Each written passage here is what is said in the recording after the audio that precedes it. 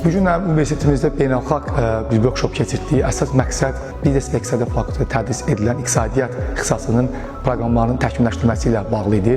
Bu proqramın təkmilləşdirilməsində biz son 4 aydır Oxford Universitetində fəaliyyət göstərən 3 alimlə birlikdə çalışırıq. Biz burada yeni fənləri daxil etmişik, hansı ki dünyanın güclü universitetlərində bu fənlər tədris edilir. Bunlar hansı fənlərdir?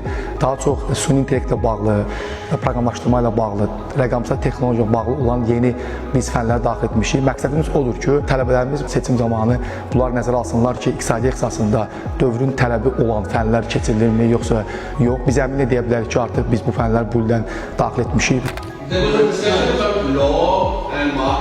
Our main motive is to bring the wisdom of University of Oxford and try our best to overhaul this degree into a world class. The ambition is eventually to make this degree a world class and at least leading economics degree in Azerbaijan and eventually global degree. Hal-hazırda biz Azərbaycan gözəl güşəsi olan Xankəndində Qarabağ Universitetində iqtisadiyyat proqramının təkmilləşdirilməsi üçün digər kolleqalarımla birlikdə biz buradayıq. Bizim əsas hədəfimiz Qarabağ Universitetinin tələbələrini həm əmək bazarına hazırlamaq, həm də ki növbəti təhsil pillələri üçün onlara əlavə bilgilər verməkdir.